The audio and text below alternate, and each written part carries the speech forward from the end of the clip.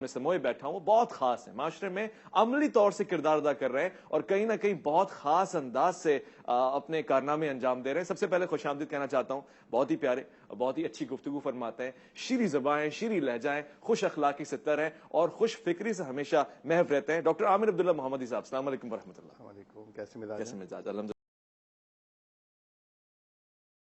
جوانی میں غصہ آنا، جوانی میں آپے سے باہر ہو جانا، جلال دکھانا، ذرا سی بات پہ لڑنا، یہ ایک فطرت کا عمل ہے، اس کو روکا جا سکتا ہے، خوبصورت حسین بنایا جا سکتا ہے؟ بسم اللہ الرحمن الرحیم۔ سب سے پہلے مبارکباد دیتا ہوں آپ کو کہ آپ نے بہت ہی خوبصورت ٹاپک کا چناؤ کیا اور آج اس کی سب سے زیادہ ضرورت ہے۔ نوجوان کسی بھی قوم اور ملت کا بہترین سرمایہ ہوتے ہیں، کسی بھی تحریک کا ہراول دستہ ہوتے ہیں۔ نوجوانی ہی وہ جوہر اور نوجوان ہی وہ گوہر ہے کہ جس کے بغیر کوئی ملک، کوئی معاشرہ ترقی نہیں کر سکتا۔ اور خوش قسمتی کہہ لیجئے کہ اس وقت پاکستان میں سب سے زیادہ الحمدللہ نوجوان موجود ہیں، اور بدقسمتی کہہ لیجئے کہ ان کے لیے کوئی روڈ میپ نہیں ہے، ان کے لیے کرنے کا کوئی کام نہیں ہے، ان کے لیے کوئی رہنما نہیں ہے، ان کے لیے کوئی راہبر نہیں ہے۔ یہ بھی ایک بہت بڑا جملہ متحدہ کے طور پر عرض کر رہا ہوں، پاکستان کا بہت بڑا المیہ ہے کہ اس کا کوئی مشترکہ لیڈر نہیں ہے، نہ مذہبی اعتبار سے نہ سیاسی اعتبار سے، بلکہ یہ تو بحیثیت مجموعی پوری امت مسلمہ کا المیہ ہے کہ ہمارا کوئی لیڈر نہیں ہے۔ جہاں تک آپ نے نوجوان کے حوالے سے بات کی تو یہ غصہ، یہ جذبہ، یہ جذبات یقینی طور پر ایک جوانی کی امنگ ہوتی ہے اور طاقت کا اظہار جوانی میں زیادہ آتا ہے، لیکن کچھ عوامل ایسے ہیں جن کی وجہ سے یہ چیز آج بچوں میں بھی پیدا ہو رہی ہے۔ بچوں سے لڑکپن میں، اس سے بچپن سے لڑکپن سے نوجوانی اور پھر جوانی میں منتقل ہو رہی ہے۔ عدم برداشت کا جو رویہ ہے وہ ہمیں ہر طرف نظر آ رہا ہے، والدین سے بچوں کی طرف، بچوں سے والدین کی طرف، اساتذہ سے ٹیچر یعنی اسٹوڈنٹس، اور طلبہ سے اساتذہ کی جانب۔ تو اس کی کچھ وجوہات ہیں، میں چاہتا ہوں کہ ان وجوہات کو تلاش کیا جائے کہ وہ وجوہات کون سی ہیں اور ان وجوہات کا پھر سدباب کیا جائے۔ دیکھیے، سب سے پہلی بات، آپ نے علم کے اوپر بات کی۔ یقینی طور پر لٹریسی ریٹ ہمارے یہاں بہت کم ہے اور اس کی بہت کمی محسوس ہوتی ہے۔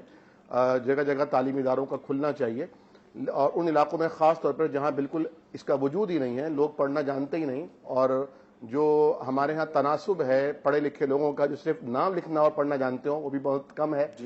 لیکن میں یہ سمجھتا ہوں کہ ایک چیز جذبات اور جذباتی نشو و نما وہ انسان کی اس گھر میں ہوتی ہے جہاں وہ پیدا ہوتا ہے، اس ماں کی گود میں ہوتی ہے جس کی گود میں وہ پروان چڑھ رہا ہوتا ہے، اس باپ کی انگلی پکڑنے سے ہوتی ہے جس کی ساتھ وہ جی رہا ہوتا ہے، اس گلی اور اس محلے میں ہوتی ہے جہاں وہ کھیل کر بڑا ہو رہا ہوتا ہے۔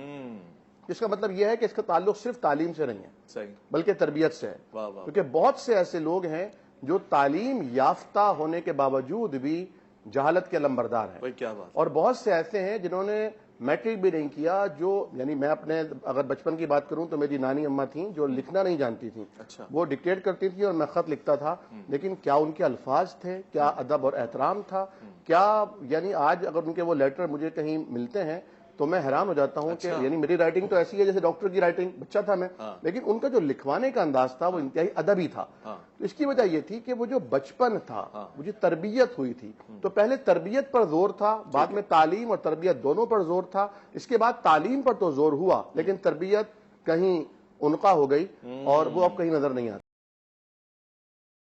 آپ کے سامنے رکھنا چاہتا ہوں، یوں ہی نہیں یہ پروگرام ہم کر رہے بلکہ پورے ملک میں، بلکہ پاکستان سے باہر بھی دیگر ممالک میں اگر سب سے زیادہ کرائم ریشو میں کوئی ایج کرائٹیریا واضح طور سے نظر آتا ہے، مینشن ہوا ہوا، تو وہ یوتھ یا پھر ٹین ایجرز ہوتے ہیں، وہ جن کو آپ نوجوان کہتے ہیں، لڑکپن سے گزر رہے ہوتے ہیں یا پھر وہ جوان ہو جاتے ہیں۔ یہ لوگ زیادہ کرائم کرتے ہیں، کیوں؟ کیونکہ برداشت نہیں ہوتا، غصہ زیادہ جلدی آ جاتا ہے، لہذا بے قابو ہو جاتا ہے، یا پھر لالچ بہت جلدی اپنے اوپر اثر دکھاتی ہے، یا پھر کسی بھی چیز کے حصول میں کوئی قواعد اور ضوابط نہیں ہوتے۔ ڈاکٹر صاحب، نوجوانی کو اگر بچایا جائے، وہ اقبال کی نوجوانی بنائی جائے کہ بھئی وہی ہے قبیلے کی آنکھ کا تارا، تو ایسے نوجوان کو بنانے میں قوم کا کیا کردار ہے، معاشرے کا کردار ہے، گھر کا کیا کردار ہے؟ دیکھیے، آپ نے اقبال کا حوالہ دیا، اقبال نے تو ایڈریس ہی نوجوان کو کیا ہے، لیکن وہ نوجوان جو ہے وہ کتابوں میں ملتا ہے، وہ نوجوان ڈراموں میں ملتا ہے، ارطغرل غازی کی سیریز میں ملتا ہے، وہ نوجوان عملاً ہمیں نظر نہیں آتا، اور اس کی اصل وجہ یہ ہے کہ اس کی پروڈکشن ختم ہو چکی ہے، اس کی وہ کردار سازی کی نرسریز آج موجود نہیں ہے۔ اور جہاں تک علامہ صاحب نے بہت خوبصورت انداز میں بات فرمائی اور کہا کہ گالی دینا ایک فیشن بن گیا ہے، اور گالی دینے کو رواج کا درجہ دیا جا رہا ہے. گالی دے بغیر کام نہیں بنتا یہ کہا جا رہا ہے. آواز اونچی کیے بغیر آپ کا کام نہیں ہو رہا یہ باور کرایا جا رہا ہے. تو بچہ بھی پھر آواز اونچی کر کے بات کرتا ہے. دوسری بات یہ کہ دلیل نہیں ہوتی تو پھر آپ اس کے اندر آواز کو اونچا کرتے ہیں یا تشدد لے کر آتے ہیں. میر مرتضیٰ بگیو صاحب ماشاءاللہ ابھی ان کے پروگرام اتوار کو ایک انہوں نے پروگرام کیا تھا جس کا آپ نے حوالہ دیا SP کراچی کا, اور اس میں علامہ صاحب کی رفاقت نصیب ہوئی اور وہاں گئے, بہت خوشی ہوئی. انہوں نے جو اس کا ایک عنوان رکھا تھا وہ رکھا تھا دا آرٹ آف ایکسپریشن, یعنی آپ نے اپنے جذبات کا اظہار کیسے کرنا ہے, اپنے ما فوق الضمیر کو کیسے بیان کرنا ہے, یہ ایک آرٹ ہے. اس آرٹ کو سکھانے کی ضرورت ہے. تو یہ گھر سے سکھانا جا رہا ہے چاہیے, اسکول میں نہیں سکھایا گیا تو اب یہ ایک پرائیویٹ پروڈکشن لے کر آ رہے ہیں, اپنی ایک NGO کے طور پہ کام کر رہے ہیں. لیکن میں یہ سمجھتا ہوں کہ جس ملک میں نوجوان اپنے آپ کو شتر بے مہار سمجھے, جس ملک میں جیسے میں نے آغاز میں کہا تھا کوئی لیڈرشپ نہیں ہے, کوئی قیادت نہیں ہے, اور پھر کوئی روڈ میپ بھی نہیں ہے کہ ہم اس راہ پر چلیں گے تو ہم آگے جا کے ترقی پا سکتے ہیں. یہ بات بھی میر بٹ صاحب نے بالکل درست کہی کہ جب آپ نوجوانوں کو کمائی کا مواقع نہیں دیں گے, نوجوانوں کو آپ تعلیم کے اندر کھلا میدان نہیں دیں گے, آپ نوجوان کو اس کے مذہب کی وجہ سے, مسلک کی وجہ سے, زبان, قوم, نظریے کی وجہ سے, علاقے کی وجہ سے, حیثیت کی وجہ سے آپ پیچھے کریں گے تو اس میں عدم برداشت آئے گا. لیکن میں وہاں کیا دیکھوں کہ جہاں ایک پرائیویٹ یونیورسٹی میں پڑھنے والے بچے کو اس کا لیکچرر کچھ بھی نہیں کہہ سکتا کہ وہ بہت بھاری فیس پے کر رہا ہے. میں وہاں کیا کہوں کہ جہاں کسی پوش علاقے میں, خواہ کراچی ہو, اسلام آباد ہو, جہاں ایک وہ بچہ ایلیٹ کلاس کا جو سونے کا چمچہ لے کر پیدا ہوا ہے, جس کے پاس کوئی احساس محرومی نہیں ہے, جس کے ایک اشارے پر سب کچھ اویلیبل ہو جاتا ہے, وہ اپنے نوکرانیوں کو یا نوکروں کو جو ہے وہ مار رہا ہے ذرا سی بات کے اوپر, ایون قتل تک سے بھی گریز نہیں کر رہا. یا میں وہاں کیا کہوں کہ جہاں پر کسی MPA کے اگر مہمانوں کی کوئی ویڈیو بنا لیتا ہے, سمپل ایک ویڈیو جو کہ عام کلچر ہو چکا ہے, تو اس کے اوپر اسے منع کرنے پر اگر منع نہیں تو اسے قتل کر دیا جاتا ہے, اسے مار دیا جاتا ہے. یعنی یہ تو وہ انداز ہے کہ جس کے اندر ہم واضح کہیں گے کہ ہمارے اندر عدم برداشت ہے, ہمارے اندر وہ نفسیاتی کمزوری ہے کہ جس کی توانائی کی, جس کی پرورش کی, جس کی نشو و نما کی بہت شدید ضرورت ہے. اور یہ دیکھیں مسجد سے پیدا ہوگا.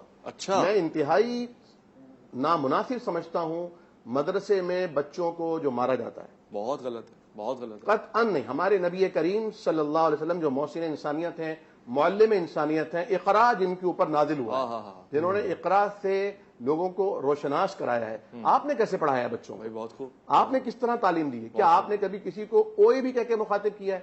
کیا آپ نے کبھی کسی کو کوئی سخت سست بھی کہا ہے؟ کیا بات کر دیا آپ نے, مثال آپ نے دی. لیکن یہاں کیا کہا جا رہا ہے؟ علامہ صاحب میری بات سے یقیناً اتفاق کریں گے جو ان کا مزاج ہے. یہاں یہ کہا جا رہا ہے کہ بچہ اس وقت تک حفظ کر نہیں سکتا جب تک اسے مارا نہ جائے. اور میں نے الحمدللہ اپنے ادارے کے اندر یہ ثابت کیا, جو بنات کا ہمارا ادارہ ہے بیٹیوں کا, کہ الحمدللہ بغیر مارے الحمدللہ ہم نے بچیوں کو حفظ کرایا ہے. نہ صرف حفظ کرایا ہے بلکہ حفظ کے ساتھ ترجمہ قرآن بھی ان کو یاد کرایا ہے, اور انہیں قطعاً نہیں مارا گیا. دیکھیں جب آپ بچے کو مارتے ہیں تو وہ آگے جا کے مارتا ہے, جب آپ بچے کے اوپر تشدد کرتے ہیں تو وہ آگے تشدد کرتے ہیں, جب آپ بچے سے برداشت نہیں کرتے تو وہ آگے عدم برداشت کا علم بردار ہوتے ہیں, یا پھر یہ زیادہ کھچا چلا جاتا ہے. جی کسی نے کہا ہے عشق کہتے ہیں جسے خلل ہے دماغ کا, اور اصل محبت تو اصل میں حضور کریم صلی اللہ علیہ وسلم سے ہونی چاہیے, والدین سے ہونی چاہیے, جن کا احسان انسان کبھی نہیں اتار سکتا. لیکن یہ ہو جاتی ہے کسی انجان سے, کسی خوبصورت چہرے سے, تو یہ محبت نہیں ہوتی, خلل ہوتا ہے ایک دماغ کا. اور نفسیات دان اسے کہتے ہیں کہ یہ صرف اور صرف پسندیدگی ہوتی ہے, ایک توجہ ہوتی ہے, توجہ ہٹا دی جائے تو یہ عشق ختم ہو جائے گا. اور اصل میں مسئلہ یہ ہے کہ ہمارے نوجوانوں کو کھیل کے میدان میسر نہیں ہے, ہمارے نوجوانوں کو اپنے کھیل کے میدان میں ایسا نہیں, دلوں سے کھیلیں گے وہ. یہ جو موبائل فون ہے یہ بھی لوگوں کو ٹراما میں لے کے جا رہا ہے, لوگوں کو نفسیاتی مریض بنا رہا ہے. اور ایک ڈاکٹر صاحب کا میں سن رہا تھا آج, بلکہ میں آپ کو وہ کلپ انشاءاللہ آپ سے شیئر کروں گا, اور گزارش کروں گا کہ ایک پروگرام آپ اسی عنوان پہ کیجیے. اچھا, آپ بہت بہتر بات کر سکتے ہیں اس موضوع پر.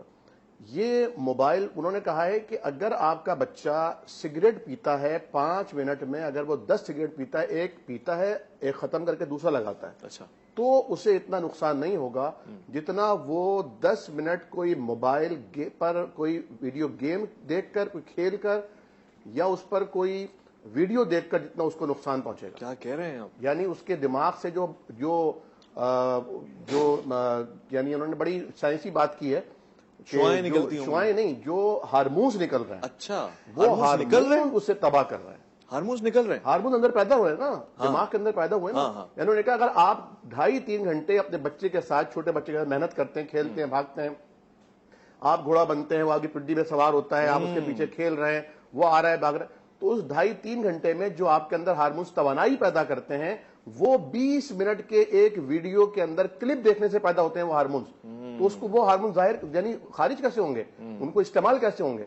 तो उससे जो नफ्सियाती प्रॉब्लम पैदा हो रही हैं, नौजवान वो कहते हैं कि शायद शराब, चर्स, हीरोइन का नशा इतना खतरनाक ना हो और छुड़ाना इतना मुश्किल ना हो मोबाइल का, जितना मोबाइल के नशे से आजाद कराना बहुत बड़ी